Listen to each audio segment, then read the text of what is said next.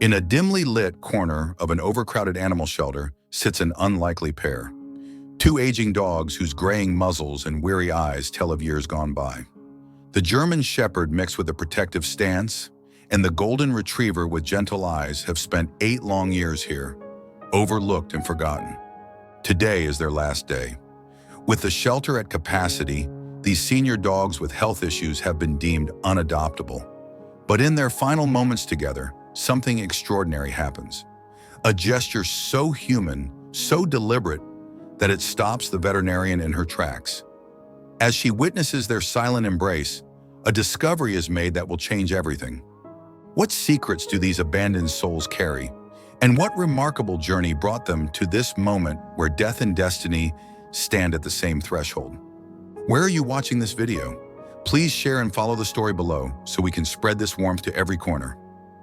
The sound of barking echoed down the sterile white halls of the Riverdale County Animal Shelter.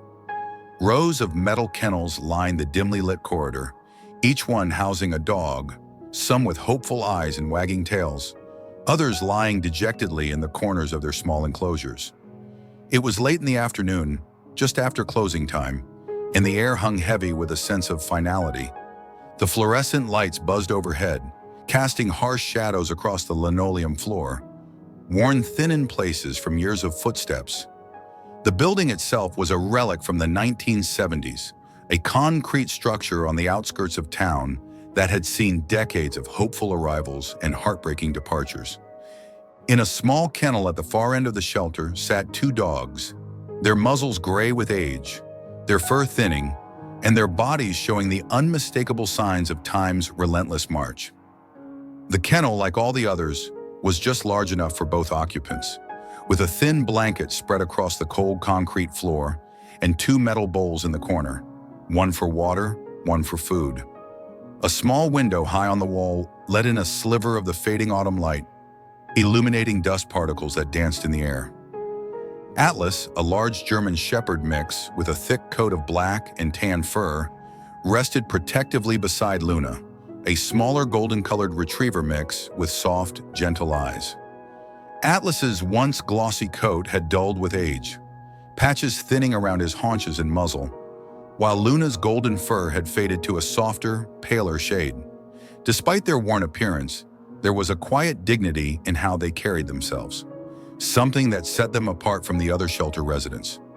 The 2 had been at the shelter for the last 8 years, an eternity in a place where younger, more vibrant dogs came and went in quick succession. They had been found separately as strays when they were younger, Atlas wandering the outskirts of town near an old industrial park, and Luna discovered abandoned near a highway rest stop. Despite coming from different places, something about their mutual loneliness and weariness had drawn them together. Over time, they had become inseparable. They ate together, slept together, and leaned on each other, forming a quiet bond that seemed to transcend words. But today was different. Today was their last day. The overhead lights flickered and a new sound joined the cacophony of barking, the steady click of heels on linoleum.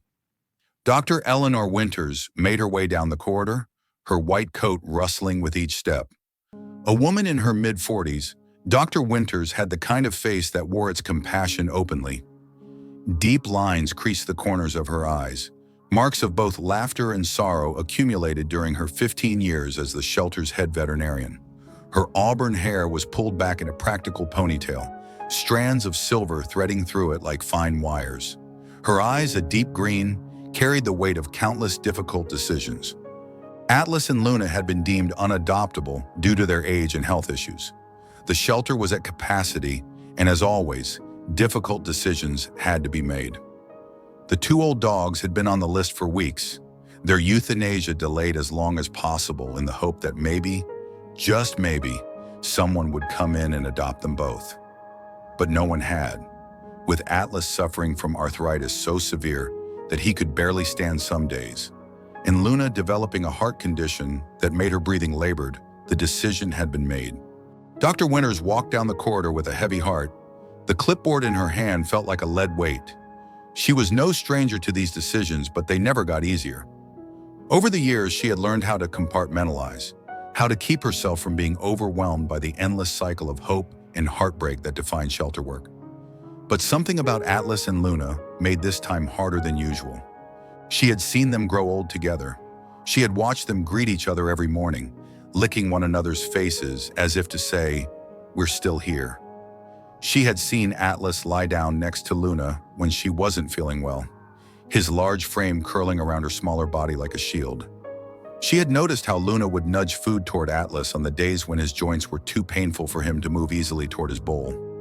Dr. Winters wasn't the only one who noticed. The entire staff had a soft spot for the pair. But the reality of shelter life meant that resources were limited and difficult decisions had to be made. Younger, healthier dogs were more adoptable, and Atlas and Luna's time had run out. Dr. Winters paused midway down the corridor, her fingers tightening around the clipboard. Her mind drifted back to when she had first started at the shelter, fresh out of veterinary school with idealistic notions about saving every animal that came through those doors. Reality had tempered that idealism, but never extinguished it. Each euthanasia decision still felt like a personal failure, a silent admission that she couldn't save them all. Atlas and Luna's case had been weighing on her for weeks. "Doctor? Winters?" A voice interrupted her thoughts. Maya Rodriguez, the shelter assistant, approached from the direction of the front office. Maya was in her late 20s, with dark curly hair pulled into a messy bun and warm brown eyes that reflected her passion for animal welfare. She'd been at the shelter for 3 years, having started as a volunteer before being hired full-time. Her blue scrubs were covered in fur and various stains, badges of honor in their line of work. "Everything okay?" Maya asked, her eyes drifting to the clipboard in Dr. Winters' hands. She knew what was on the schedule for the day. Dr. Winters sighed, her shoulders sagging slightly. "Just gathering my thoughts before I check on Atlas and Luna," she said, her voice soft but steady. Maya's expression fell. "I gave them some extra treats this morning," she admitted. "I know we're not supposed to get attached, but—" Her voice trailed off and she blinked rapidly, pushing back tears. Dr. Winters placed a hand on Maya's shoulder. "It's okay. It's impossible not to get attached to those two." She gave Maya's shoulder a gentle squeeze before continuing down the hall. As she approached their kennel, Dr. Winters felt the familiar knot of guilt tighten in her chest. She glanced down at the clipboard one last time, trying to steady her nerves. She hated this part of her job, and yet it was a necessary evil. She knew that allowing them to continue suffering from their ailments would be cruel, but still, the finality of it felt unbearable. Dr. Winters opened the door to the kennel and stepped inside. The familiar smell of dog filled her nostrils, a mix of fur, the faint medicinal scent of the special shampoo they use for older dogs, and something uniquely Atlas and Luna. The sound of the door made Atlas lift his head slightly, his brown eyes meeting hers with a quiet understanding that sent a chill down her spine. Atlas and Luna were huddled together, as they often were, their heads resting on each other in a pose that exuded both comfort and resignation. But something was different this time. Dr. Winters froze, her breath catching in her throat. Atlas had both his front paws wrapped around Luna in a clear, deliberate embrace. His large body was curled tightly around her, and Luna had nestled her head against his chest, her eyes closed in a peaceful expression. They weren't just lying together as they normally did. This was something else. It was a hug, a true embrace, the kind you'd see between two humans saying goodbye. It was as though they understood what was about to happen, as if they were comforting each other in their final moments. Dr. Winters blinked, her breath catching in her throat. She had worked with animals her entire life, but she had never seen anything like this. The gesture was so deliberate, so human-like in its tenderness, that it sent a shiver down her spine. She knelt beside them, her eyes welling with tears. Atlas opened one of his deep brown eyes and looked up at her. There was a sense of quiet acceptance in his gaze, but also something else, a flicker of awareness, of understanding. He knew. They both did. A sudden wave of emotion surged through Dr. Winters. She couldn't do this, not yet. Something was telling her to stop, to hold on just a little longer. "Maya," she called out, her voice trembling slightly as she stood up. "Maya!" The shelter assistant had been cleaning kennels at the far end of the room. She looked up, her eyebrows furrowed in confusion. "What's wrong, doctor? Winters?" she asked, setting down her cleaning supplies and walking over. "Bring me the scanner," Dr. Winters said, her voice urgent. "I want to check their chips one more time." Maya gave her a puzzled look. "We've already scanned them 100 times. There's no information, no owners, no history." "I know," Dr. Winters replied, swallowing hard. "But something doesn't feel right. I just need to check again." Maya shrugged and fetched the handheld microchip scanner from the nearby desk. She knelt beside Atlas first, pressing the scanner to his neck. The familiar beep sounded, and the same information appeared on the screen. Atlas, a stray, no known owner, found near the industrial park 8 years ago. There was nothing unusual there. Maya moved on to Luna, scanning her neck next. The device beeped, and again, the same information popped up. Luna, a stray, no owner, abandoned near the highway. But just as Maya was about to pull the scanner away, something strange happened. The scanner beeped again, louder this time, and a new piece of information flashed across the screen. Maya's eyes widened in shock as she stared at the display. "Dr. Winters, you need to see this," Maya whispered, her voice shaky as she handed the scanner over. Dr. Winters took the device, her heart pounding.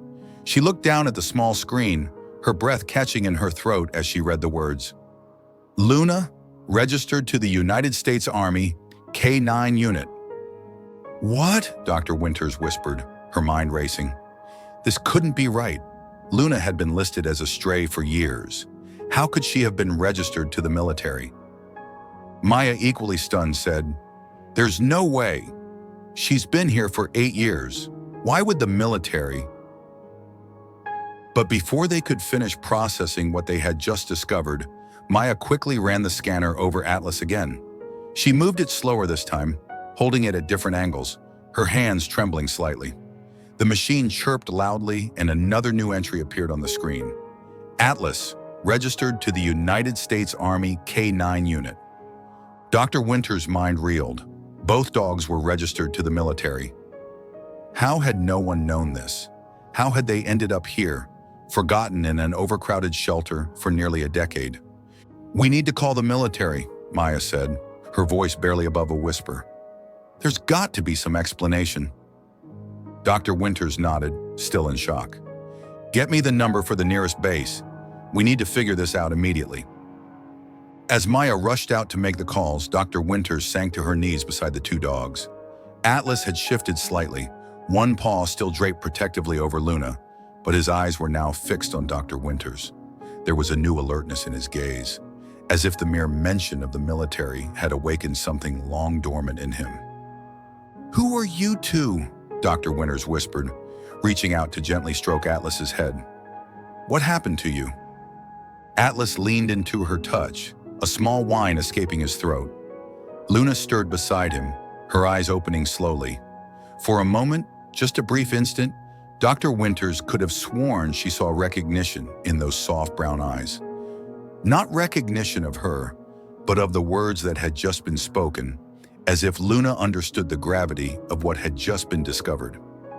Maya returned to the kennel, her face flushed with excitement. "I got through to Fort Richardson," she said breathlessly. "They're sending someone over right away. I told them it was urgent." Dr. Winters nodded, her mind still trying to process the implications of their discovery. "Let's get them moved to the examination room," she said, standing up. "They deserve better than to be in a kennel while we wait." Together, Dr. Winters and Maya gently coaxed Atlas and Luna out of their kennel.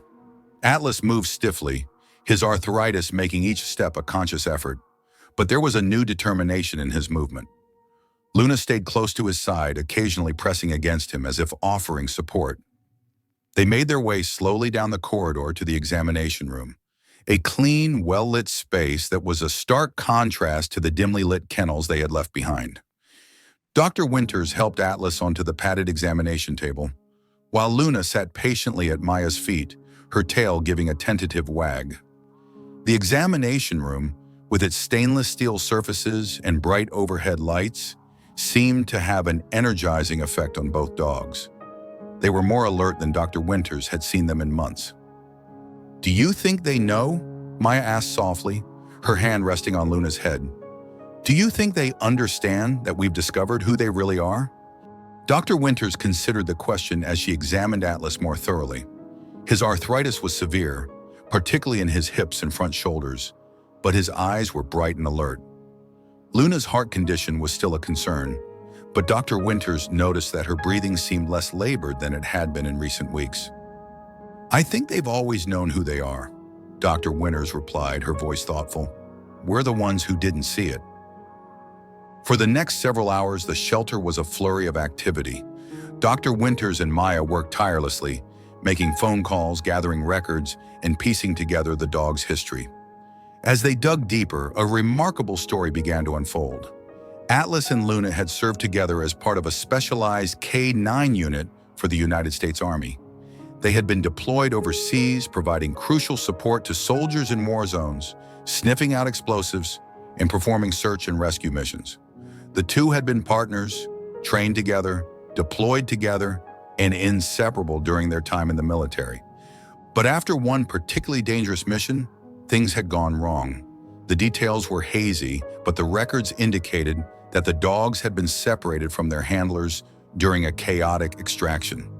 They were listed as missing in action and presumed lost. For years, they had been off the radar, assumed dead by the military. Somehow, Atlas and Luna had survived. They had found their way back, though no one knew exactly how, and they had ended up as strays, eventually brought to this small, understaffed shelter where they had languished for 8 long years, unnoticed and forgotten.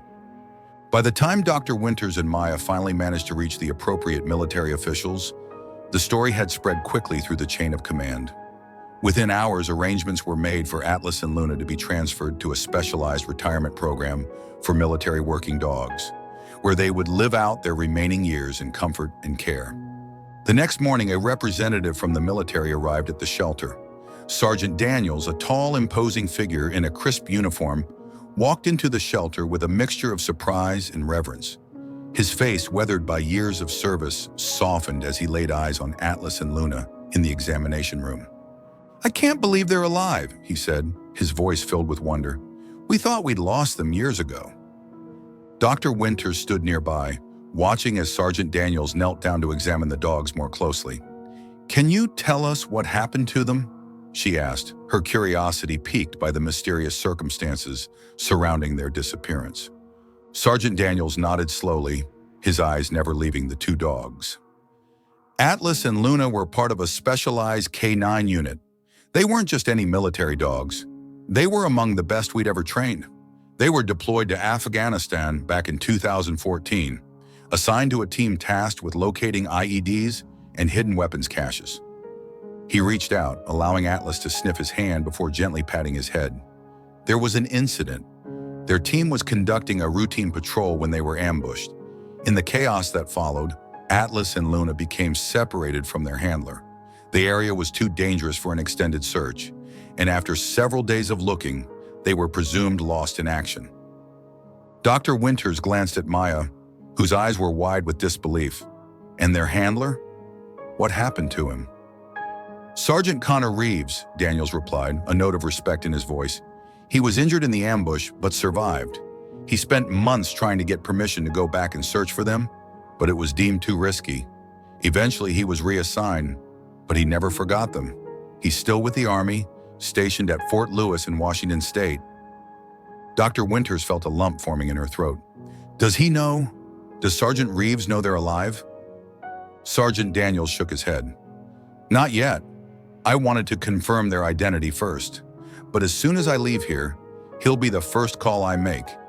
He deserves to know that his partners are alive." Dr. Winters nodded, her mind already racing ahead. "What happens now? What will happen to Atlas and Luna?"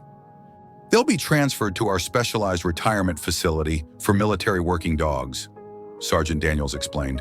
"It's a place where they'll receive the medical care they need, along with the recognition they've earned. Military dogs aren't just equipment to us. They're soldiers, heroes in their own right." Dr. Winters stood by the kennel, watching as Atlas and Luna were gently let out, side by side as always. The dogs looked back at her, their eyes filled with the same quiet understanding they had shown the day before. "They're heroes," Sergeant Daniel said, shaking his head in disbelief as he looked down at the two old dogs, "and they saved each other." As Dr. Winters watched Atlas and Luna leave the shelter for the last time, she felt a profound sense of relief wash over her. They had come so close to the end, only to be saved at the very last moment. Their bond had carried them through the darkest times. 8 years earlier, Helmand Province, Afghanistan.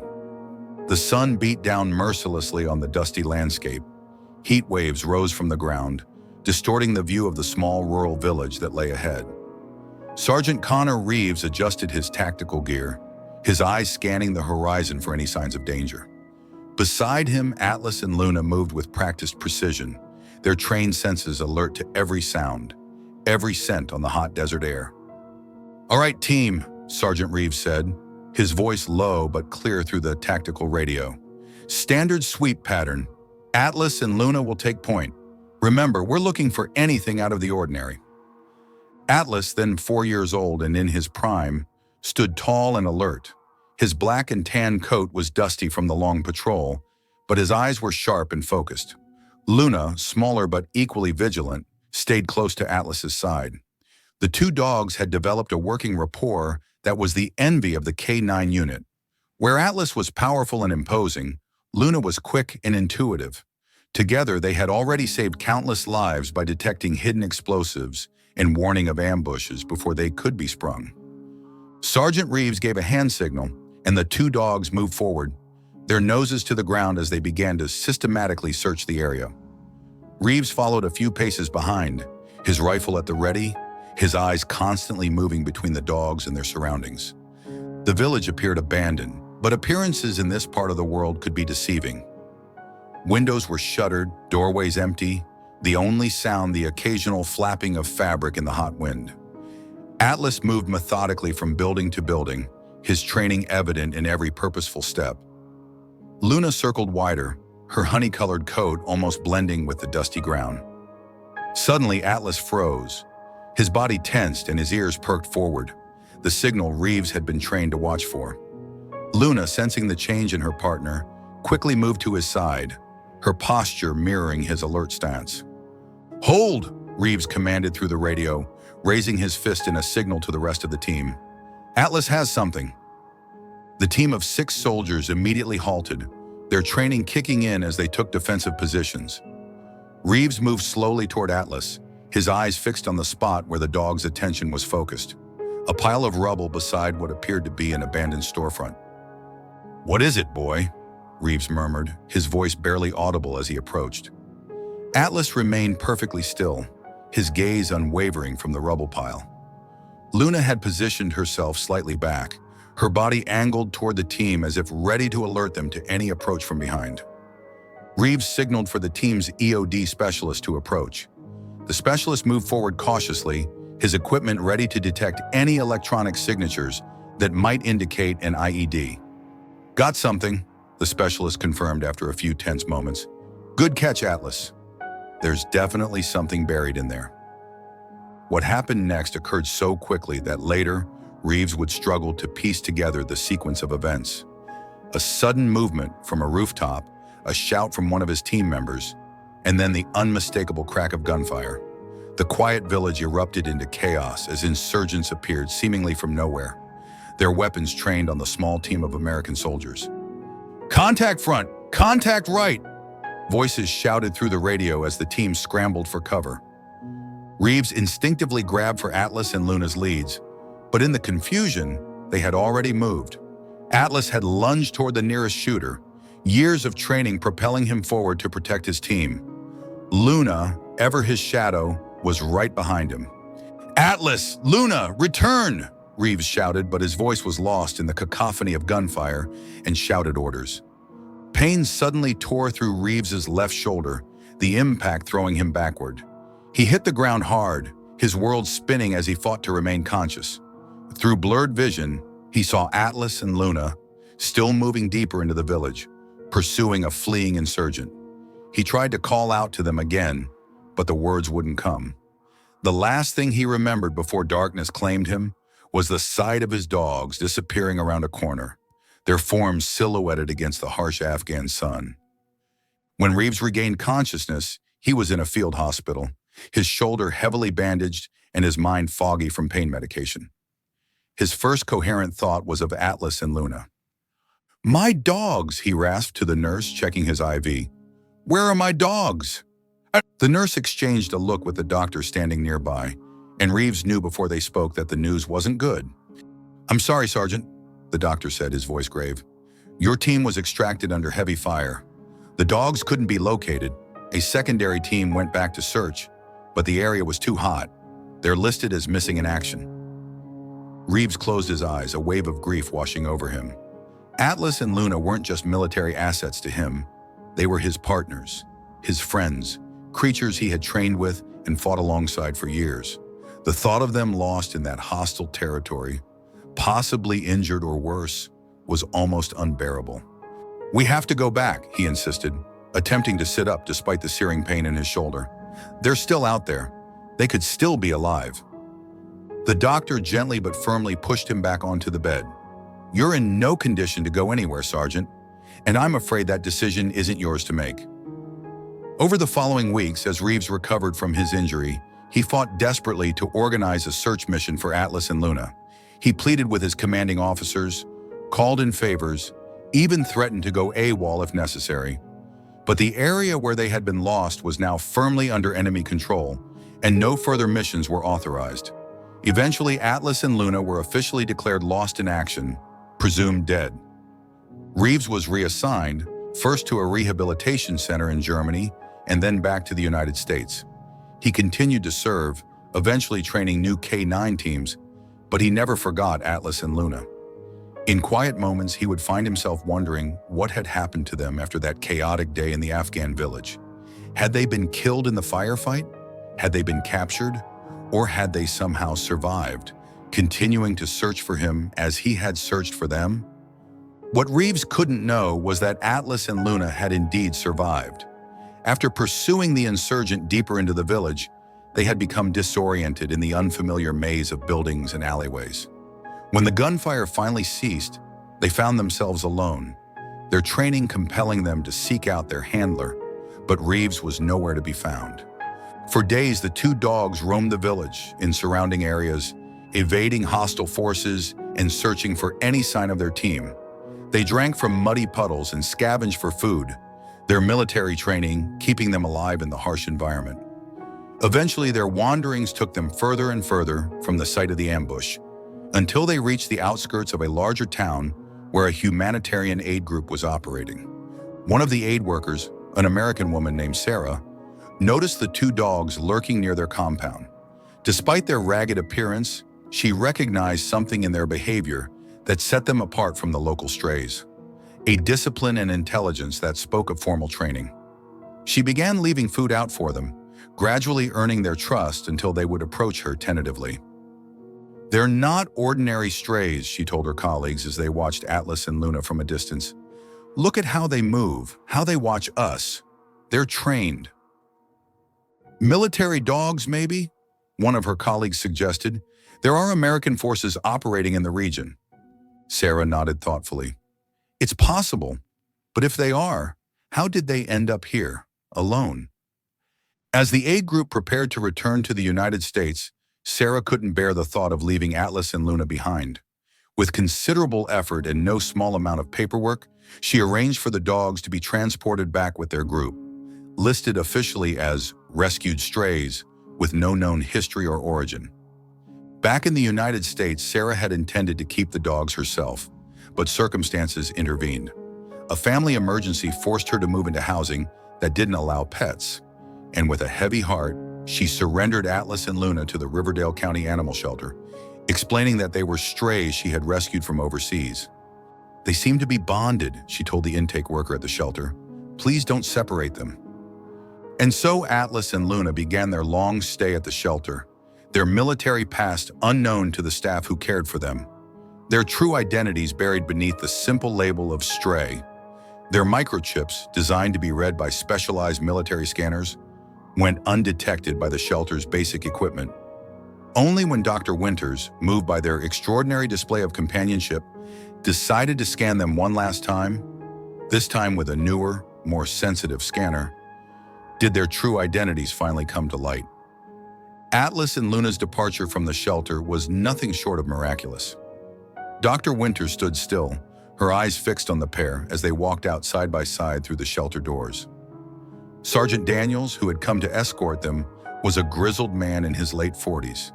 He had a deeply lined face that spoke of years of service, yet his eyes softened as he watched the two old dogs with reverence. "I've seen plenty of K9s in my time," he said, his voice gravelly but respectful. "But this, what they did for each other, it's rare. You don't see that kind of loyalty very often." Dr. Winters nodded, her throat tight with emotion. "I didn't realize how special they were," she admitted, still processing the gravity of everything that had happened in the last 24 hours. "They were just two old strays. I didn't know they had a story. I didn't know they were heroes." "They've always been heroes," Sergeant Daniels replied, giving Atlas a firm, respectful pat on the head as he bent down to inspect Luna's paw. "But now they're going to get the treatment they deserve." As he said it, the dog seemed to sense something had shifted. Luna's tired eyes blinked up at Sergeant Daniels, and she gave a small, tentative wag of her tail, as if she recognized something in his demeanor. Atlas, always the protective one, stayed close to her side, his large frame still poised like a guardian. Dr. Winters felt a lump in her throat as she watched them. 8 years, 8 long, lonely years in this shelter. Waiting, hoping, neither of them knowing their past would come back for them. She had been about to end their lives. Now they were walking toward a second chance, something many dogs in the shelter never got. Sergeant Daniels stood up straight and cleared his throat. "They'll be taken to a specialized facility for retired K9s. It's quiet, peaceful, just outside the city. They'll get medical care, proper food, and most importantly, they'll be treated with the respect they've earned." He looked down at the dogs with admiration.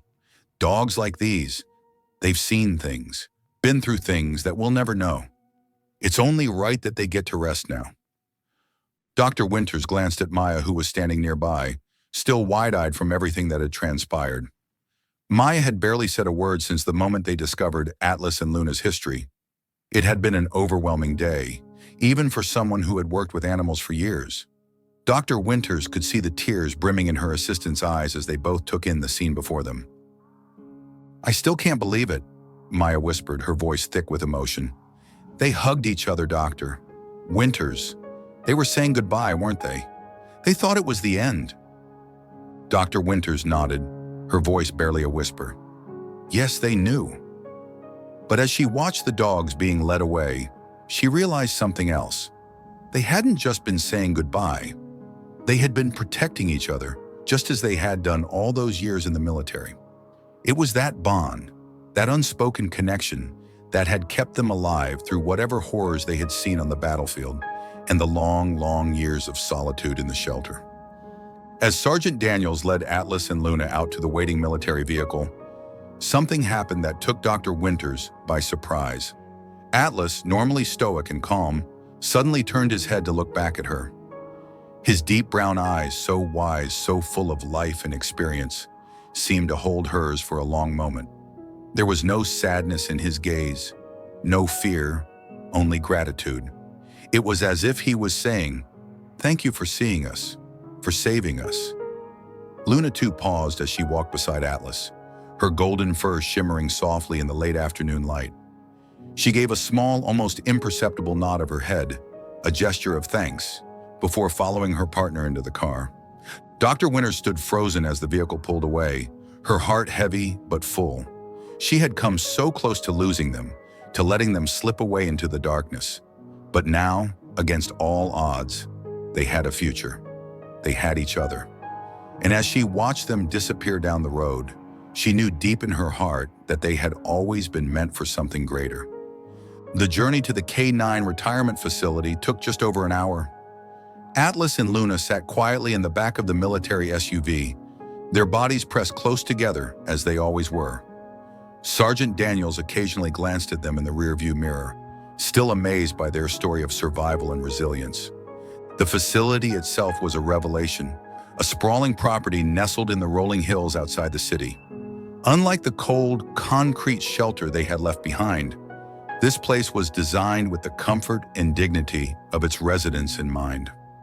Lush green fields stretched out in all directions, dotted with shade trees and intersected by gentle walking paths.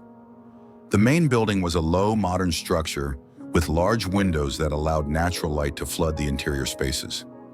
As Sergeant Daniels led Atlas and Luna through the main entrance, they were greeted by Dr. Meredith Chen, the facility's head veterinarian. A woman in her late 30s with a kind smile and calm demeanor, Dr. Chen immediately knelt down to greet the new arrivals.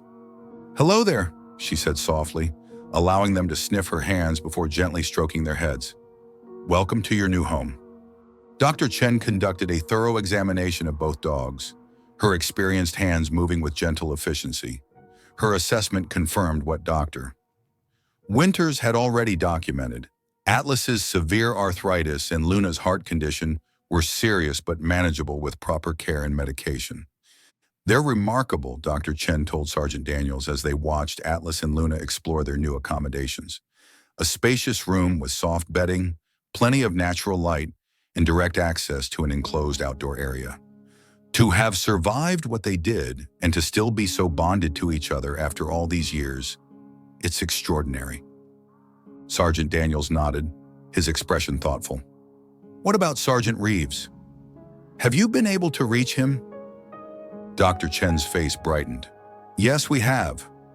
He was, shocked doesn't begin to cover it. He's arranging to come here as soon as possible. Should be within the week." For the first time since their arrival, Sergeant Daniels smiled, a genuine, warm expression that transformed his weathered face. "Good. That reunion has been a long time coming." Weeks passed and Atlas and Luna thrived in their new environment. Dr. Winters had received updates from Sergeant Daniels, and each time she heard from him, the news was more uplifting. The retirement facility for military canines was an oasis of calm, far from the chaos of the shelter and the battlefield. Atlas had been given special medication for his arthritis, and while he would never move as quickly as he once did, the treatments had helped him regain some of his strength. Luna, meanwhile, had been receiving care for her heart condition, and under the watchful eyes of the facility's vets, she was recovering well. They spent their days lounging in the sun, side by side, just as they had always done, but now they had space, freedom, and the peace they deserved. One day, Dr. Winters received a phone call from Sergeant Daniels that would change everything again. "We found their handler," he said, his voice steady but filled with excitement. "The soldier who trained and worked with Atlas and Luna. He thought they were gone, lost for good. When we told him they were alive, well, let's just say he's eager to see them." Dr. Winters' heart leaped in her chest. "You found him? After all this time?" Sergeant Daniels chuckled. "It took some digging. The military doesn't exactly keep track of retired handlers like they do with the dogs, but we got lucky. He's coming to see them next week." Dr. Winters could hardly believe what she was hearing. Atlas and Luna were about to be reunited with the one person who had meant the most to them during their years of service. The thought filled her with joy and anticipation, but also a strange sense of anxiety. How would the dogs react after all these years? Would they remember him? Would they understand? "I'd like to be there," she said impulsively. "If that's possible. I've become attached to them." There was a pause on the line, and then Sergeant Daniels said, "I think that could be arranged. I know they'd appreciate seeing a familiar face. And besides, you're the reason they're still alive. You deserve to see this through." The day of the reunion arrived quickly. Dr. Winters couldn't resist the urge to be there herself. She arrived at the K-9 retirement facility early in the morning, her heart racing with anticipation. She had grown so attached to Atlas and Luna, and she couldn't wait to see how they would react when they saw their old handler again. The facility was bathed in warm morning light as Dr. Winters followed Dr. Chen to the main courtyard where the reunion would take place. Atlas and Luna were already there, lounging in a patch of sunlight, their bodies relaxed in a way Dr. Winters had never seen during their time at the shelter. The transformation was remarkable. In just a few weeks, proper care and a peaceful environment had worked wonders. Atlas's coat had regained some of its luster, and Luna's eyes were brighter, more alert than they had been in years. "They're doing so well," Dr. Winters remarked, unable to keep the wonder from her voice. Dr. Chen nodded, a small smile playing at her lips. "It's amazing what the right care can do, but I think seeing their handler again, that might be the best medicine of all." The handler's name was Sergeant Connor Reeves, a tall man with broad shoulders and a kind smile. He had served multiple tours overseas, relying on Atlas and Luna to help him navigate the dangerous terrain, detect explosives, and save lives. When he walked into the facility's courtyard, his steps faltered as his eyes landed on the two dogs lying in the shade of a tree. Dr. Winters stood beside him, watching intently as Atlas and Luna, now old and grayer, lifted their heads at the sound of footsteps approaching. Sergeant Reeves had aged too, his face more lined than in the photos Dr. Winters had seen, his hair shorter, with streaks of gray at the temples. But there was something in his posture, a military bearing that had persisted even in civilian clothes, that spoke of the man he had been when Atlas and Luna knew him. Rex was the first to react. His ears perked up, and for a moment, his body tensed. He rose to his feet slowly, his old bones creaking with effort. But there was something in the way he moved, a sense of recognition. Luna too lifted her head, her soft brown eyes blinking as if she were trying to make sense of the figure walking toward them.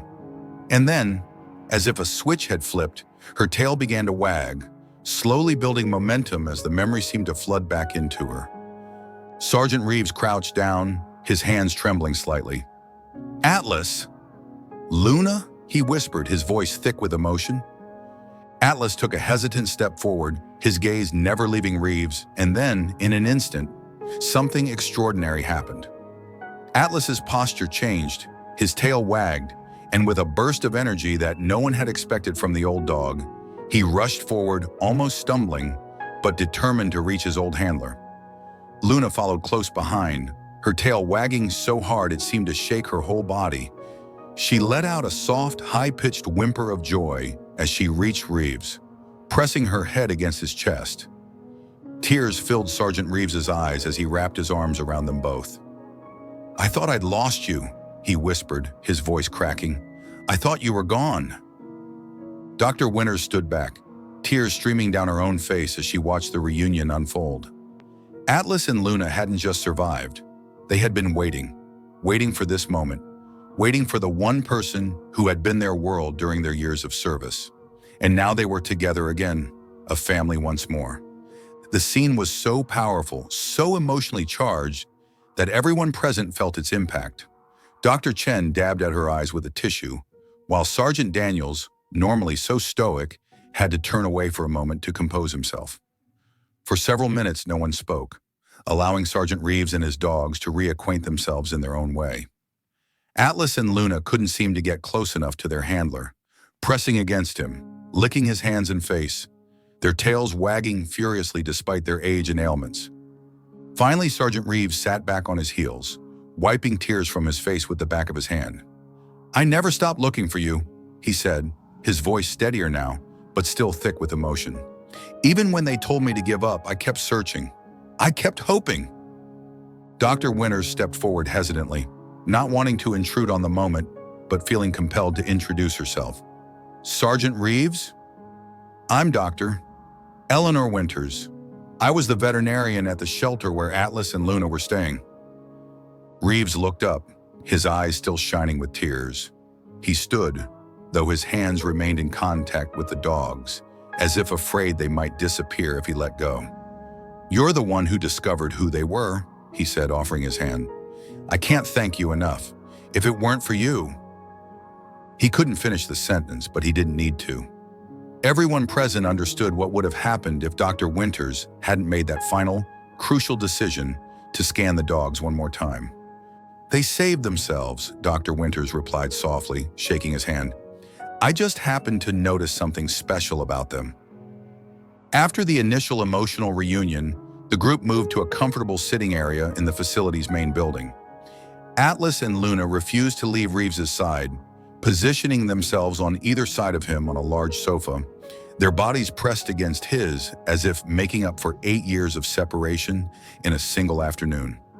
"I want to hear everything," Reeves said, looking between Dr. Winters and Dr. Chen. "How they ended up at the shelter, how you found out who they were, everything." Dr. Winters shared the story of finding Atlas and Luna hugging each other on what was supposed to be their last day, and how that simple, human-like gesture had compelled her to look more closely at their history. Dr. Chen explained the care they had been receiving at the facility and the improvement in their health. "And what about you, Sergeant?" Dr. Chen asked. "Would you be willing to tell us what happened? How you got separated from Atlas and Luna?"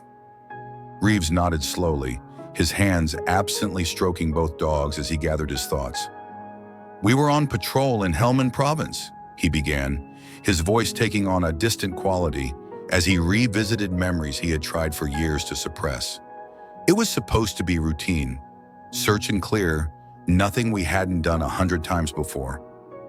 He went on to describe the ambush, the chaos that followed, and his desperate, ultimately futile attempts to locate his dogs after he recovered from his injuries. As he spoke, Atlas and Luna seemed to grow more alert, their ears perking up at certain words, as if they too were remembering that fateful day. "I requested transfer after transfer, trying to get back to the area where we were separated. But it never happened," Reeves concluded, his voice tinged with regret. "Eventually, I had to accept that they were gone. I kept their tags, though." He reached into his pocket and pulled out 2 worn military dog tags. "Never went anywhere without them." Dr. Winters felt her throat tighten with emotion. "And now? What happens now?" Sergeant Daniels, who had been quietly observing from nearby, stepped forward. "That's something we need to discuss. Sergeant Reeves, would you be interested in adopting Atlas and Luna? Given your history together and their special needs, we believe you would be the ideal caretaker." Reeves looked stunned, as if the possibility hadn't occurred to him. "Adopt them? You mean they could come home with me?" "If that's what you want," Dr. Chen confirmed. "They're military heroes, but they're also dogs who clearly love you. They deserve to spend whatever time they have left with someone who understands them, who shares their history." Reeves looked down at Atlas and Luna, both now dozing lightly against him, comfortable and secure in his presence. "I have a small house outside Seattle," he said softly. "It's nothing fancy, but there's a yard and it's quiet. I think they'd like it there." The decision was made and the necessary arrangements put in place. Atlas and Luna would remain at the facility for another 2 weeks to complete their medical treatments, and then Sergeant Reeves would return to take them to their new home. It was an ending that no one could have anticipated when Atlas and Luna had first been brought to the shelter as strays, or when Dr. Winters had reluctantly placed them on the euthanasia list. As the day drew to a close and Sergeant Reeves prepared to leave, temporarily with the promise of returning soon, Dr. Winters found herself standing with him in the courtyard, watching as Atlas and Luna explored their surroundings with newfound energy. "How did you know?" Reeves asked suddenly, turning to face her. "What made you scan them that last time, when you were about to—" He couldn't bring himself to say the words. Dr. Winters considered the question carefully. "They were hugging," she said simply. "I've worked with animals my entire career, but I'd never seen anything like it. They knew what was happening, and they were comforting each other. It was so human, so deliberate. Something told me there was more to their story." Reeves nodded, his gaze returning to the dogs. They always had that connection. Even during training, when they were supposed to focus only on their handler, they would check on each other. The trainers tried to break them of it, said it would compromise their effectiveness in the field, but it never worked. It was like they had a language only they understood. "It saved them," Dr. Winters said quietly. "That connection kept them alive all these years." Reeves smiled, a genuine expression that softened his weathered features. "And now it's brought them home." 2 weeks later, as promised, Sergeant Reeves returned to the facility to take Atlas and Luna home. The transformation in the dogs during that short time was remarkable. Under Dr. Chen's care, Atlas's arthritis had improved significantly with a regimen of medication and gentle physical therapy. He still moved carefully, but the pain that had once made every step an ordeal seemed greatly diminished. Luna's heart condition had stabilized with proper medication, and her breathing was easier, allowing her more energy for short walks and play. But even more striking than their physical improvement was the change in their demeanor. From the moment of Reeves's first visit, it was as if a light had been rekindled in both dogs, a spark of hope, of purpose, that had been missing during their years at the shelter. They seemed younger somehow, more engaged with the world around them. Dr. Winters had made the drive to the facility to see them off, bringing Maya along as well. The shelter assistant had been so moved by Atlas and Luna's story that she had asked for the day off specifically to be present for this moment. "I can't believe how different they look," Maya whispered to Dr. Winters as they watched Reeves loading the dog's medications and special bedding into his SUV. "They're the same dogs, but they're not, if that makes any sense." Dr. Winters nodded, understanding completely. Atlas stood nearby, his posture more upright than she had ever seen it at the shelter, his eyes alert and focused on Reeves's every movement. Luna sat beside him, her tail gently sweeping the ground, her golden coat gleaming in the morning sunlight. They were still old dogs, still bearing the physical marks of their age and hardships, but there was a dignity to them now, a sense of purpose restored. "They found their person," Dr. Winters replied simply. "Sometimes that's all it takes." Sergeant Reeves approached, extending his hand to Dr. Winters. "I can't thank you enough," he said, his gratitude evident in his voice. "If you hadn't made that decision—" "I'm just glad I did, Doctor," Winters replied, clasping his hand. "Take good care of them." "I will," Reeves promised. "And you're welcome to visit anytime you're in the Seattle area. I mean that." The goodbyes were brief but heartfelt. Dr. Chen provided last-minute instructions on the dog's medications and care routines, though it was clear from Reeves's attentive nodding that he had already committed every detail to memory. Final papers were signed, and then it was time for Atlas and Luna to leave the facility that had been their temporary haven. Reeves opened the back door of his SUV, where he had arranged a comfortable space with cushions and blankets. "Ready to go home, guys?" he asked softly. Atlas and Luna needed no further invitation. They climbed into the vehicle with careful movements but obvious eagerness, settling into the prepared space with contented sighs. Reeves closed the door gently, then turned to the small group gathered to see them off. "I'll keep in touch," he promised. "Let you know how they're doing." With final waves and well wishes, Reeves got into the driver's seat and started the engine. Dr. Winters, Maya, Dr. Chen, and Sergeant Daniel stood watching as the SUV pulled away, carrying Atlas and Luna toward their new life. As the vehicle disappeared down the long driveway, Dr. Winters felt a mixture of emotions: joy at the happy ending, pride in her role in making it happen, and a bittersweet sadness at saying goodbye to two dogs who had touched her heart in ways she hadn't expected. "They're going to be okay, aren't they?" Maya asked, her voice small. Dr. Winters smiled, slipping an arm around her assistant's shoulders. "Yes, I think they are. They're finally going home." The journey to Seattle took nearly 2 days, with frequent stops for Atlas and Luna to stretch their legs and rest. Reeves had planned the trip carefully, booking pet-friendly hotels along the route and maintaining the dog's medication schedule with military precision. He talked to them constantly as he drove, sharing stories of his life since their separation, pointing out landmarks, and sometimes just marveling at the miracle of having them with him again. "I never thought I'd see you again," he told them as they crossed state lines, the landscape gradually changing from arid plains to rolling hills. "When they told me you were alive, I couldn't believe it. I thought it was some kind of mistake." Atlas and Luna listened attentively from the back seat, their eyes fixed on him as if absorbing every word. Occasionally, one or both would move forward to nuzzle his shoulder or lick his ear, causing Reeves to laugh and reach back to stroke their heads. "Almost home," he assured them as they neared the outskirts of Seattle on the second day. "You're going to like it there. It's quiet, green, nothing like Afghanistan." Reeves's home was a modest single-story house set on a half-acre of land in a semi-rural area outside the city. The house itself was simple: 3 bedrooms, a comfortable living room, a kitchen that opened onto a covered patio. But it was the yard that made it special, a sprawling space surrounded by tall fir trees that provided shade and privacy. A small stream ran along one edge of the property, its gentle burbling creating a soothing background soundtrack. As Reeves pulled into the driveway and cut the engine, he turned to look at Atlas and Luna. "We're home," he said softly. He helped them out of the vehicle carefully, mindful of Atlas's arthritic joints and Luna's slower movements. The dogs stood in the driveway for a moment, taking in their new surroundings, noses working overtime to process the unfamiliar sense of pine, earth, and the distinct smell of the Pacific Northwest. Reeves led them slowly around the property, allowing them to explore at their own pace.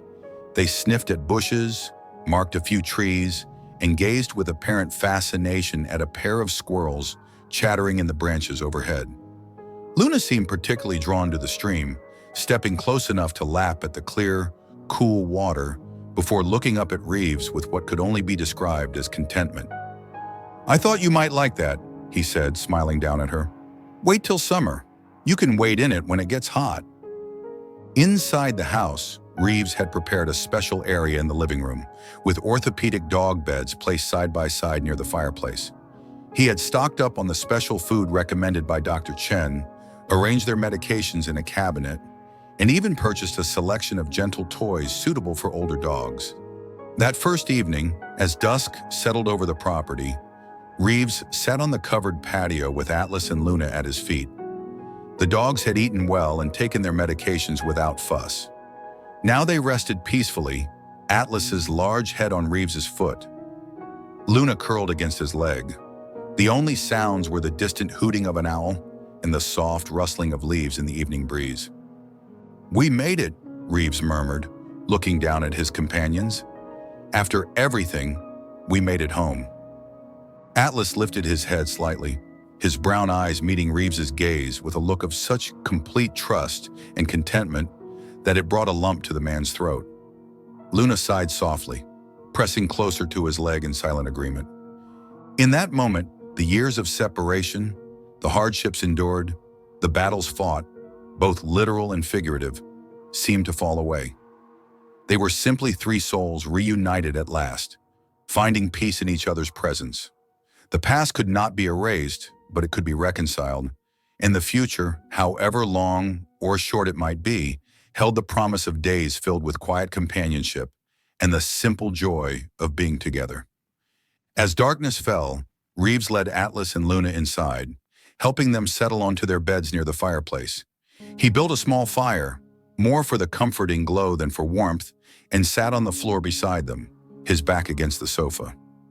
Atlas rested his head on Reeves's thigh, while Luna curled against his side. "Good dogs," Reeves whispered, stroking their heads gently. "Such good dogs." And as the fire crackled and shadows danced on the walls, Atlas and Luna drifted into sleep, secure in the knowledge that after 8 long years of waiting, they were finally truly home. The weeks that followed established a gentle rhythm to their days together. Reeves, who worked as a K-9 training consultant for local law enforcement, arranged his schedule to be home as much as possible. Mornings began with medication for both dogs, followed by a leisurely breakfast and a slow walk around the property. Atlas's arthritis was always worse in the mornings, so Reeves would massage his joints before they set out, his strong hands working with a tenderness that belied their size. "That's it, buddy," he would murmur as Atlas leaned into his touch. "Just take it easy. We've got all day." Luna, always attuned to her companion's needs, would wait patiently, occasionally nudging Atlas with her nose as if offering encouragement. Once they were moving, they would make their way down to the stream, where Reeves had placed a comfortable bench. It became their favorite spot, a place to sit and watch the water flow, to feel the sun on their faces, to simply be together in peaceful companionship. Reeves had sent pictures and updates to Dr. Winters, Dr. Chen, and Sergeant Daniels, wanting to share the dog's progress with those who had played such crucial roles in their reunion. The photos showed Atlas and Luna exploring their new home, lounging in patches of sunlight, even carefully wading in the shallow edges of the stream on warmer days. "They're doing so well," Dr. Winters remarked to Maya one afternoon, showing her the latest email from Reeves. "Look at them. They look years younger." The email contained several new photos. Atlas with his head resting on Reeves's knee as they sat by the stream. Luna investigating a butterfly that had landed on a nearby flower. Both dogs napping in a patch of dappled sunlight beneath a large fir tree. But the most striking image was of the three of them together. Reeves seated on the ground with Atlas and Luna pressed against him on either side, all three gazing directly at the camera with expressions of profound contentment. "They were meant to be together," Maya said softly, studying the photo. "You can see it in their eyes." Dr. Winters nodded in agreement. "It's like they were just waiting for him all those years, holding on until they could find their way back to each other." The email also contained news. Reeves had been contacted by a veterans support organization that had heard about Atlas and Luna's story. They were interested in having the three of them visit VA hospitals and rehabilitation centers, providing comfort and inspiration to wounded soldiers struggling with their own journeys of recovery and readjustment. "I think it might be good for them," Reeves had written. "They've always been working dogs at heart. Having a purpose, even a gentle one, seems to energize them, and the veterans connect with them in a way that's remarkable to watch." Dr. Winters smiled as she read this part of the email. It made perfect sense to her that Atlas and Luna, after years of uncertainty and confinement, would thrive with a renewed sense of purpose. And who better to understand and appreciate their journey than other veterans who had faced their own battles and challenges? She wrote back immediately, encouraging Reeves to pursue this new direction while being mindful of the dog's physical limitations. "They deserve this chance to be of service again," she concluded, "and I have no doubt they'll touch many lives, just as they've touched ours." In Seattle, Reeves had been carefully considering the invitation from the Veterans Organization. He watched Atlas and Luna closely, assessing their energy levels, their comfort with new people and environments. After their first few weeks together, he had started taking them on short outings, to a quiet park, to a pet-friendly cafe, to the local veterinary clinic for checkups. Each new experience was approached cautiously, with plenty of time for the dogs to adjust and feel secure. To his amazement, they handled these excursions remarkably well. There was an almost visible transformation in them when they ventured out, a straightening of Atlas's posture, a brightening of Luna's eyes. It was as if they remembered their training, their purpose, their identity as working dogs. They moved with more confidence, more awareness, holding their heads higher and engaging more directly with their surroundings. One evening, as they sat together on the patio after dinner, Reeves broached the subject with them. It was a habit he had developed over the years with his canine partners, talking to them about decisions, plans, changes to their routine. Some might have found it silly speaking to dogs as if they could understand complex human language, but Reeves knew better. Atlas and Luna might not grasp every word, but they understood tone, intent, emotion. They could sense when something was important to him. "There's something I've been thinking about," he began, leaning forward in his chair to look at them directly. "There's a place not far from here, a hospital where soldiers go when they're hurt or sick. They asked if we might visit sometimes, spend time with the patients. Nothing strenuous, just being there, letting them meet you, maybe bringing a little comfort to people who are having a hard time." Atlas and Luna listened attentively, their eyes fixed on his face, their ears forward. "It would be different from what we used to do," Reeves continued. "No danger, no explosives to find, no long patrols. Just meeting people, letting them pet you, maybe showing them that even after hard times, good things can happen. What do you think?" As if in answer, Luna rose from her spot beside Atlas and moved to Reeves, placing her head on his knee and looking up at him with those soulful eyes. Atlas followed, pressing against Reeves's other leg in silent solidarity. Reeves chuckled, stroking their heads. "I'll take that as a yes." The decision made, Reeves contacted the Veterans Organization to schedule their first visit. The representative he spoke with was thrilled, explaining that the stories of military working dogs often resonated deeply with veterans, particularly those struggling with PTSD or feelings of isolation. These men and women have sacrificed so much, the representative said. Some of them feel forgotten, left behind. Your dog's story, being lost, presumed gone, then found and brought home after 8 years, that's powerful. That's going to speak to a lot of our patients. Reeves understood entirely. He had faced his own struggles after returning from Afghanistan, his grief over losing Atlas and Luna, compounding the usual challenges of readjustment to civilian life. If their story could provide hope or comfort to others facing similar battles, how could he not share it? The night before their first scheduled visit, Reeves found himself unable to sleep. He lay awake, listening to the sound of Atlas and Luna breathing softly from their beds near the foot of his own. The moonlight streaming through the window cast silver patterns across the floor, illuminating the peaceful forms of his companions. Tomorrow would mark a new chapter in their journey together, a return in a sense to service, but of a different kind. Not the danger and adrenaline of combat zones, but the quiet, profound work of healing and connection. Reeves felt a sense of rightness about it, a feeling that this was exactly what they were meant to do now. "We're going to be okay," he whispered into the darkness, "all of us." And as if in answer, Atlas lifted his head, his eyes catching the moonlight as he gazed at Reeves. Luna stirred beside him, a soft whimper escaping her throat, not of distress, but of acknowledgement. They knew. They always knew. Reeves smiled into the darkness, the lingering restlessness finally easing from his mind. Tomorrow would bring new challenges, new experiences, but they would face them together, as they always had. Atlas and Luna had survived against impossible odds to find their way back to him. Whatever came next, they would meet it side by side. The Seattle Veterans Affairs Medical Center was a sprawling complex of modern buildings, nestled among carefully landscaped grounds.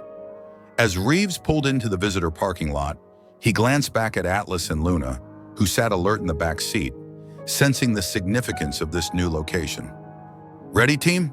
he asked, his voice carrying the same calm assurance he had used during their military days.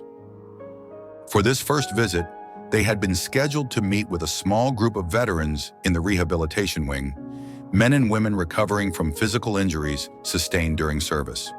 The organization had provided Atlas and Luna with special vests identifying them as therapy dogs, though Reeves had carefully explained that they weren't formally trained in that capacity.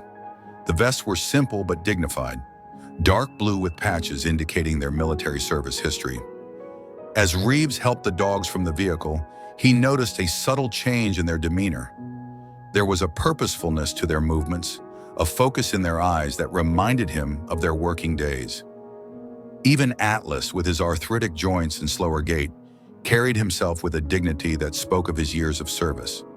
Luna, always sensitive to the energy around her, stayed close to Reeves's side, her golden eyes scanning their surroundings with quiet alertness. They were met at the entrance by Linda Collins, the therapy program coordinator who had reached out to Reeves initially. A warm, energetic woman in her 50s with silver-streaked black hair and kind eyes, she greeted them with genuine enthusiasm. "Sergeant Reeves, thank you so much for coming," she said, extending her hand. "And these must be Atlas and Luna. Their story has already spread through the center. Everyone's been looking forward to meeting them." Reeves shook her hand, touched by the welcome. "We're happy to be here. I hope we can help in some small way." Linda knelt down, allowing Atlas and Luna to sniff her hands before gently stroking their heads. "Oh, I think you're going to help more than you realize," she said. "Some of our patients have been through experiences similar to what these two endured. Feeling lost, separated from their units, struggling to find their way back home in more ways than one." She stood, gesturing toward the entrance. "Shall we? I'll give you a quick tour before we meet the group." As they made their way through the center, Reeves was impressed by the calm, healing atmosphere that had been created within the institutional setting. Soft colors, natural light, artwork featuring landscapes and peaceful scenes. everything designed to promote recovery and well-being. Atlas and Luna attracted attention immediately, staff members and patients alike pausing to watch as they passed. "Is it true they were MIA for 8 years?" one young orderly asked, his eyes wide with wonder. "That's right," Reeves confirmed. "Lost in Afghanistan, somehow made their way back to the States, and ended up in a shelter. We found each other again just a couple of months ago." The orderly shook his head in amazement. "That's incredible, like something out of a movie." Linda led them to a bright room with large windows overlooking a garden area. Inside, a group of about 10 veterans were gathered, some in wheelchairs, others using canes or other mobility aids. Conversations quieted as Reeves and the dogs entered, all eyes turning toward them with expressions ranging from curiosity to thinly veiled emotion. "Everyone, I'd like you to meet Sergeant Connor Reeves and his partners, Atlas and Luna," Linda announced. "As I mentioned earlier, they have quite a remarkable story to share with us today." Reeves nodded in greeting, suddenly aware of the weight of expectation in the room. But before he could feel too uncomfortable, Atlas and Luna took the lead. With an instinct that transcended their years and physical limitations, they moved forward into the room, approaching the veterans with gentle interest. Luna went first to a young woman in a wheelchair, her left leg missing below the knee. The woman's face, previously guarded, softened as Luna placed her head gently on her right knee, looking up with those soulful eyes that seemed to understand everything. "Hi there," the woman whispered, her voice catching slightly as she reached to stroke Luna's golden head. "Aren't you beautiful?" Atlas, meanwhile, approached an older man who sat slightly apart from the others, his posture rigid, his face set in hard lines that spoke of pain beyond the physical. Atlas sat calmly beside his chair, leaning lightly against his leg in silent companionship. After a moment's hesitation, the man's hand descended to rest on Atlas's head, the tension in his shoulders visibly easing at the contact. Reeves watched in quiet amazement as his dogs moved through the room, each seeming to know exactly who needed them most. There was no training manual for this, no commands or protocols to follow. This was something else entirely, an innate understanding of human suffering and the simple comfort that their presence could provide. For the next hour, Reeves shared Atlas and Luna's story with the group, answering questions and watching as the dogs continued their quiet work of connection. The mood in the room transformed gradually, the initial reserve giving way to genuine engagement, even moments of laughter. One veteran, a former Marine who had been severely injured by an IED, spent several minutes on the floor with Atlas, their foreheads pressed together in a moment of such profound understanding that several staff members discreetly wiped away tears. "They were like me," the Marine said quietly, looking up at Reeves. "Left behind, but they found their way back." Reeves nodded, understanding completely. They never gave up, and they never left each other. As the session drew to a close, Linda approached Reeves, her expression one of profound gratitude. "I can't thank you enough for bringing them today," she said. "The impact they've had." She gestured toward the room where several veterans were still engaged with the dogs, reluctant to end the connection. "Would you be willing to come back, make this a regular thing? I know it's asking a lot, considering their age and health, but..." "We'll be back," Reeves interrupted gently, "as often as they're up to it." He looked at Atlas and Luna, who, despite the hour of interaction, seemed energized rather than depleted. "I think they need this as much as your patients do." As they prepared to leave, the woman in the wheelchair whom Luna had first approached rolled forward. "Sergeant Reeves, I just wanted to say thank you. I've been having a really hard time since my injury, feeling broken, useless. But seeing your dogs, still serving, still making a difference despite everything they've been through, it helps." Reeves felt a lump form in his throat. "They're the ones you should thank. They're the real heroes in this story." The woman smiled, reaching down to stroke Luna's ear one last time. "Heroes come in all forms, Sergeant. I think there are 3 of them standing in front of me." The drive home was quiet, all 3 of them tired but satisfied in a way that went beyond physical exertion. As they pulled into the driveway of their home, Reeves looked back to see both dogs watching him, their expressions serene. "You did good today," he told them. "Really good." In the days that followed, a new pattern emerged. Twice a week, they would visit the VA center, spending time with different groups of veterans, some recovering from physical injuries, others battling the invisible wounds of PTSD, depression, or adjustment difficulties. Atlas and Luna approached each session with the same quiet dignity and intuitive understanding, gravitating toward those who needed them most, offering silent comfort and unconditional acceptance. Word of their visit spread, and soon other programs were reaching out. A children's hospital that treated the sons and daughters of military personnel, a retirement home for veterans of earlier conflicts, a support group for families of deployed soldiers. Reeves evaluated each request carefully, always mindful of Atlas and Luna's limitations, but was consistently amazed by their seeming eagerness to participate, their renewed energy and purpose. Dr. Winters, when updated on these developments, was not surprised. "Working dogs are happiest when they have a job," she told Reeves during one of their regular phone conversations. "You've given them back their identity, their purpose. That's powerful medicine." And indeed, under the careful monitoring of their local veterinarian, both dogs showed remarkable stability in their health conditions. Atlas's arthritis, while still present, seemed less debilitating as he remained active and engaged. Luna's heart condition, managed with medication and moderate exercise, did not prevent her from participating fully in their new mission. One evening, about 3 months after their first visit to the VA center, Reeves received an unexpected email from Dr. Winters. The shelter where Atlas and Luna had spent those 8 long years was facing closure due to lack of funding. The news had hit her hard, she explained, not just because of her own uncertain future, but because of the fate that awaited the dozens of animals who would be displaced if no solution was found. Reeves sat at his kitchen table, Atlas and Luna dozing nearby, as he read her words with growing concern. The shelter had been a cold, stark place, but it had kept Atlas and Luna alive until they could be reunited with him. The thought of it closing, of other animals perhaps not getting the second chance that his dogs had received, troubled him deeply. An idea began to form in his mind, tentative at first, then gaining clarity and purpose as he considered it further. He looked at Atlas and Luna, these two remarkable beings who had survived against all odds, who had found a way to continue serving and giving despite their age and hardships. Perhaps their story could do more than comfort individuals. Perhaps it could inspire action on a larger scale. He began typing a reply to Dr. Winters, the plan taking shape as his fingers moved across the keyboard.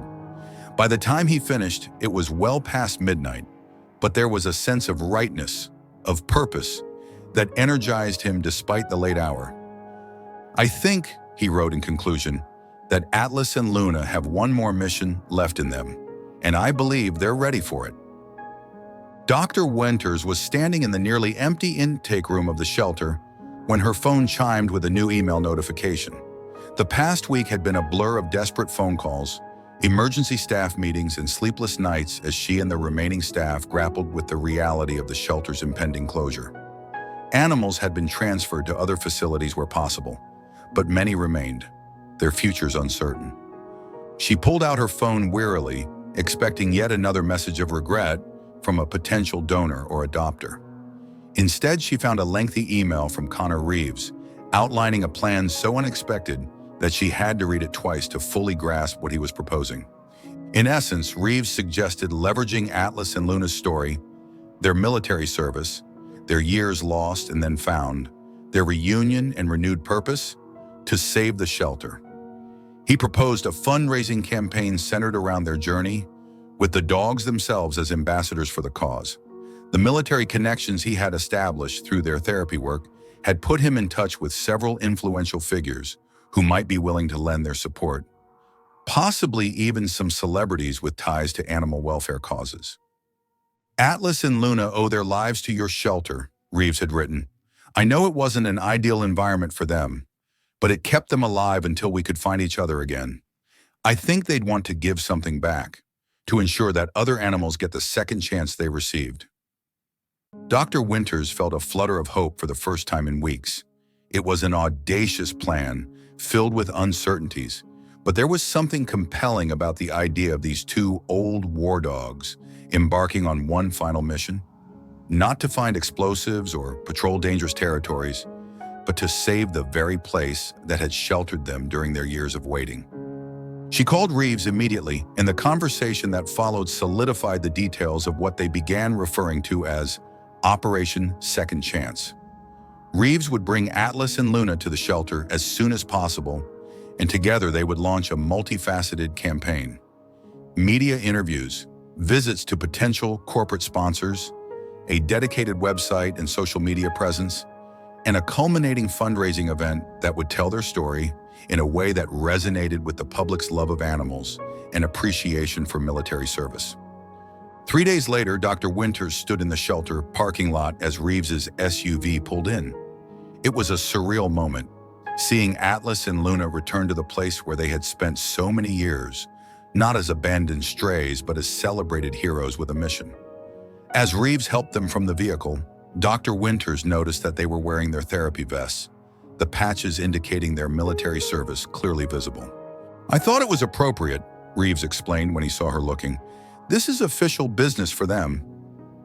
Maya, who had stayed on despite the shelter's precarious situation, rushed out to greet them, kneeling down to receive enthusiastic nuzzles from both dogs. "I can't believe how good they look," she marveled, looking up at Reeves. "They're like different dogs." Reeves smiled, though there was a hint of concern in his eyes as he glanced at the shelter building. "How do you think they'll react to being back here? I've been worried it might be traumatic for them." Dr. Winters had been wondering the same thing. "I'm not sure," she admitted, "but they're not the same dogs who lived here, and they're not coming back to stay. I think they'll understand that." Indeed, as they led Atlas and Luna into the shelter, the dog's behavior was markedly different from what Dr. Winters remembered. There was no cowering, no hesitation, no sign of distress. Instead, they moved with purpose, their heads high, occasionally stopping to sniff at a familiar spot, but showing no negative reaction to the environment that had once been their entire world. "It's like they know they're here on a mission," Maya observed, "like they're back on duty." The next few weeks were a whirlwind of activity. Reeves, Dr. Winters, and Maya worked tirelessly, reaching out to media outlets, connecting with potential donors, and sharing Atlas and Luna's story with anyone who would listen. A local web designer volunteered to create a website for the campaign, featuring the dogs' military photos alongside images of them now, with a detailed timeline of their extraordinary journey. The response was beyond what any of them had dared to hope. Local news stations picked up the story first, their segments showing Atlas and Luna at the shelter, interacting with other animals and demonstrating the bond that had kept them alive during their years of separation from Reeves. National outlets followed, drawn by the compelling narrative of loyalty, survival, and reunion. Donations began to pour in. Small contributions from ordinary animal lovers, larger sums from veterans groups who identified with the dog's service and struggle, corporate sponsorships arranged through Reeves's growing network of connections. The shelter, which had been days away from closing its doors permanently, suddenly found itself with a lifeline, a chance not just to survive but to improve and expand its services. Throughout it all, Atlas and Luna performed their ambassadorial duties with unwavering dedication. They seemed to understand the importance of each interview, each public appearance, each meeting with potential donors. They greeted everyone with dignified affection, posed patiently for photos, and demonstrated through their very presence the value of giving animals second chances. The culmination of the campaign was a gala fundraising event held at a local hotel ballroom. The theme, Heroes Among Us, celebrated not just Atlas and Luna, but all working animals and the shelters that rescued and cared for animals in need. The guest list included military representatives, local celebrities, corporate donors, and ordinary citizens who had been touched by the dog's story. Dr. Winters, dressed in an elegant blue gown rather than her usual scrubs or lab coat, stood near the entrance with Reeves, Atlas, and Luna as guests arrived. The dogs wore special harnesses for the occasion, decorated with military colors and small emblems of their service. Despite the crowds and the unfamiliar environment, they remained calm and attentive, greeting each new arrival with quiet dignity. "They're amazing," Dr. Winters murmured to Reeves as they watched Luna gently place her head on the lap of a wheelchair-bound veteran who had stopped to greet her. "I keep thinking about how close we came to losing them, and now look at all they've accomplished." Reeves nodded, his eyes never leaving his dogs.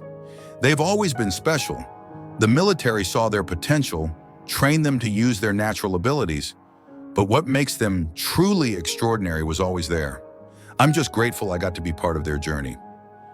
The evening was a resounding success. Emotional speeches, a video montage of Atlas and Luna's story, and generous bidding on auction items combined to raise more than enough funds to secure the shelter's future.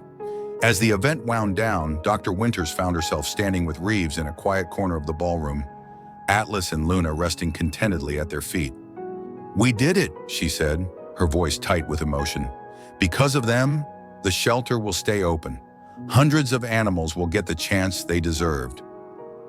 Reeves smiled, his expression a mixture of pride and something deeper, more reflective. "They've always been about saving lives. First on the battlefield, now here. It's who they are." They stood in companionable silence for a moment, watching as the last guests said their goodbyes. Then Reeves turned to Dr. Winters, his expression serious.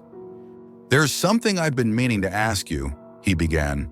"The shelter's future is secure now, but what about yours? What's next for you?" Dr. Winters sighed, running a hand through her hair. "I haven't had much time to think about it, honestly.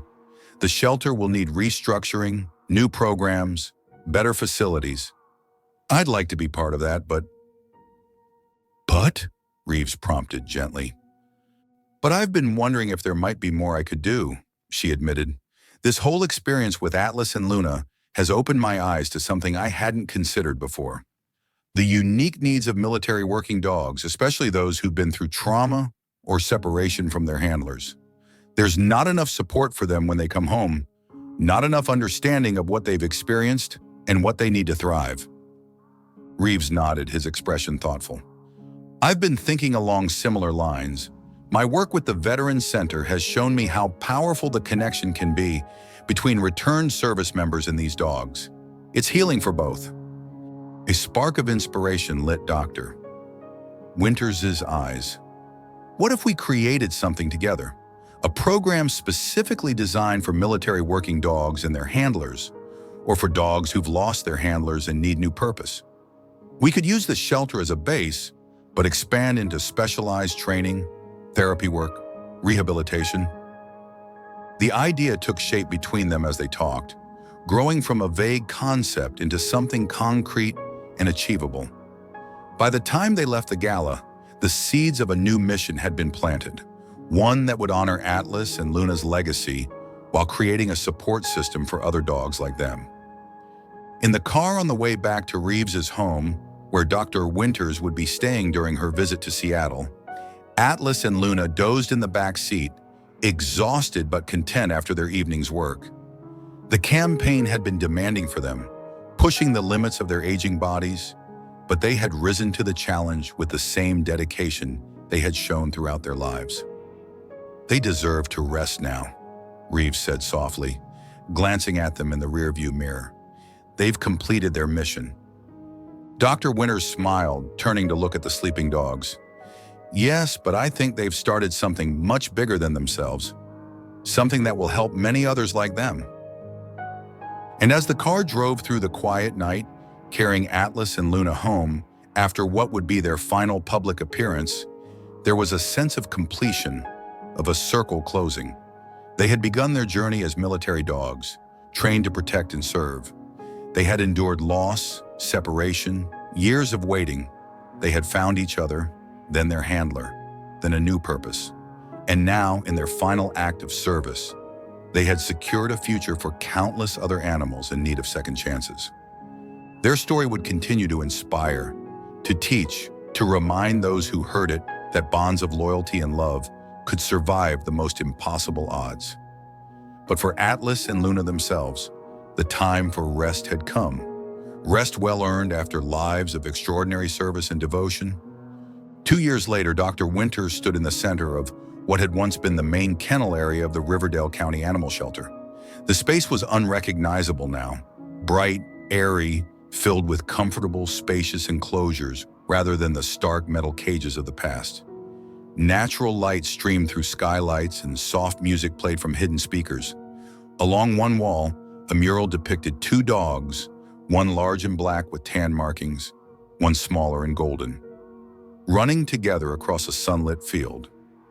The sign above the entrance to this wing read, "The Atlas and Luna Rehabilitation Center for Working Dogs," and it had become a model facility, drawing visitors and professionals from across the country.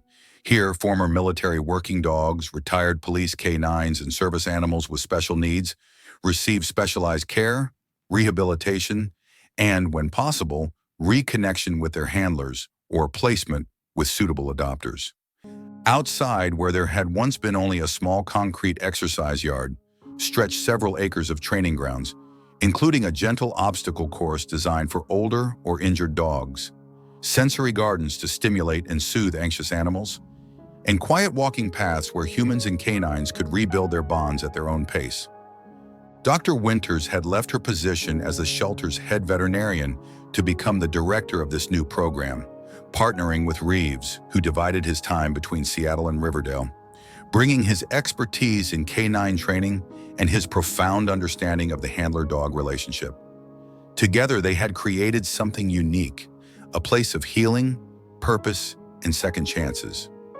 As she completed her morning rounds, checking on each of the center's current residents, Dr. Winters paused before a framed photograph hanging in the staff area.